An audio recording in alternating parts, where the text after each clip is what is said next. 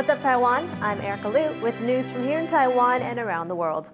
Aggressive monkeys in Taiwan's Alishan Mountain are increasingly disturbing tourists. Authorities there are now considering sterilizing the animals to control the population.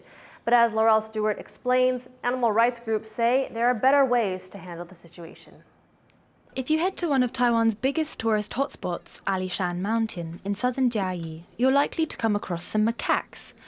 And the monkey population is on the rise, leading to more conflicts between the animals and tourists. Previously, forest conservation groups would drive the monkeys away, but incidents of macaques stealing food and being aggressive are becoming more common. To handle the issue, Taiwan's forestry department started identifying troublemaker monkeys in September, trapping them and neutering them. It's a method used in Taiwan's eastern county of Taidong, where 252 monkeys have been sterilized. They also introduced fines to stop people feeding the animals. Officials there say the method has reduced the number of clashes between people and monkeys. And now Alishan officials are considering the same approach. 整个族群量来讲是有慢慢控制下来，那就是一些人和冲突的这个状况哦，那有减轻，所以我们阿里山地区哦，可能也是会朝着这个样子去试做看看。But some animal rights groups say sterilization is not a permanent or ethical solution. They say Alishan's monkey problem can be solved by changing the behavior of people. They point to Japan, where macaques bathing in hot springs at the Jigokudani Monkey Park are a tourist attraction.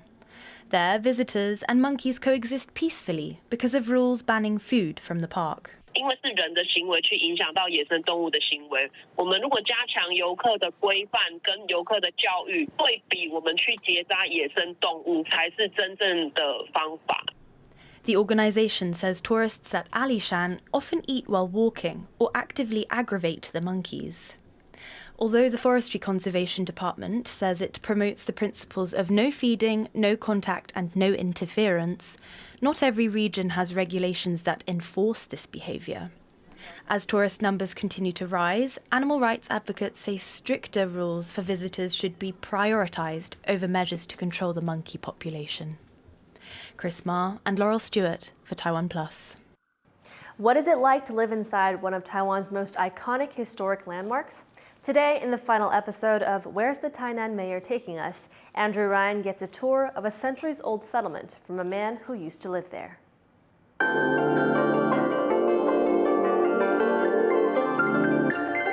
When it comes to old buildings, Tainan has a lot of them. Take this building, for example, the Hayashi department store, which opened its doors in 1932 during the Japanese colonial period.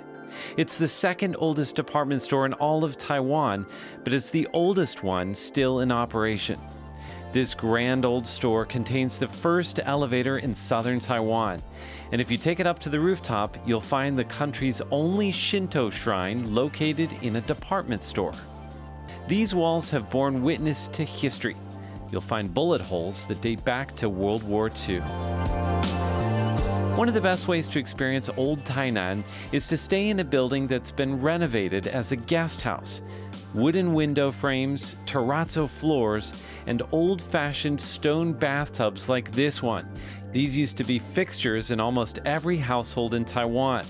Today, they're prized reminders of the past and the reason why many people choose to stay in Tainan's retro guest houses. 可以去细细体会，就是从前的设计的这个空间。那透过住宿的话，你可以感受当时住在这里的人是怎么样生活。 Another place that blends old and new is the National Museum of Taiwan Literature. The building was once a seat of government, and now it celebrates the written word. Interactive displays bring literature to life. You can have your fortune told, experience poetry in creative ways, and even imagine what kind of book you might like to write. Most cities are focused on the future, but clearly, Taiwan's oldest city also has an eye on the past. 台南从1624年到2024年，明年就要进入400年。哇！所以我们很多文化的底蕴，很多文化的古迹，都在这边。The last stop in our trip to Tainan is the place where it all began, Fort Zeelandia. The Dutch military built this defensive stronghold in 1624. It changed hands many times over the years and was eventually rebuilt and renamed Anping Old Fort. The observation tower was built by the Japanese. It's become a landmark offering a bird's-eye view of Anping. Local historian Lin Qitian says that visitors often overlook the most historic part of the old fort. 最有风味的就是要看这个墙壁了这个墙壁到现在是400年了。 Overgrown by banyan trees, this brick wall is the only evidence of Dutch history left inside the fort. Lin knows this area like the back of his hand. He lived inside the grounds as a child when his father served as Anping district chief in the 1940s. 我曾经在那个楼层上面那个地方有那个阶梯，躺在那个地方看天空，发现那个北斗七星，哇，心胸就很开阔。那个开放式的空间对我们安平人来讲，就是呢非常亲近，他们都可以到这边来玩。 Today, the place where Lin once lived is now a gift shop, but remnants of the old fort can still be found scattered throughout the neighborhood. A narrow alley leads us to the back of a temple where an ancient fort wall stands quietly. And it's easy to miss the remains of this 400-year-old gate standing next to modern houses. In most places in Taiwan, it's difficult to find any traces of history. But here in Tainan, there are historic sites almost everywhere you turn. And they aren't just dusty old monuments. The people of Tainan have found creative ways of actually using them, of infusing them with vitality and incorporating them right into daily life. While the old buildings of Tainan are worth celebrating, the real treasures are its residents.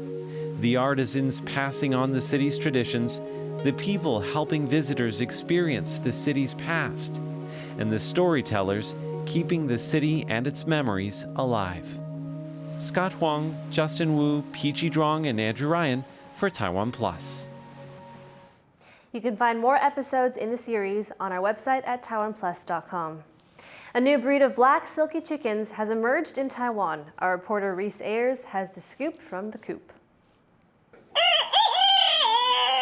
With super soft feathers and striking black skin, these are silky chickens.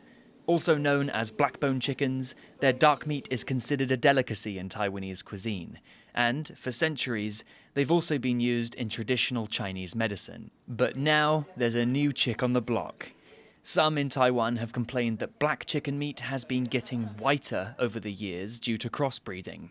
So, the Agriculture Ministry got together with the private sector to breed better quality chickens with a darker color. 总产大概可以提升将近2成的产蛋，那在鸡场的部分大概可以提高到300克的一个换肉率的一个稳定度。 It took 11 generations of breeding these dark-skinned chickens before the Kaixing Jinda variety of Silky was born. A result that would have been difficult without government support. 借由政府来去协助他们，那他们本身就是要出人力，要出经费，要出时间。 This new breed of silky chicken is expected to boost revenue for farmers and ensure families across the country can continue to see this traditional meat on their dinner tables. Dolphin Chen and Reese Ayers for TaiwanPlus. Thank you for watching What's Up Taiwan. You can visit the TaiwanPlus website or our social media for more stories from Taiwan and around the world. Finally, check out the world's largest Lego pumpkin at Denmark's Legoland. I'm Erika Liu. Take care and see you next time.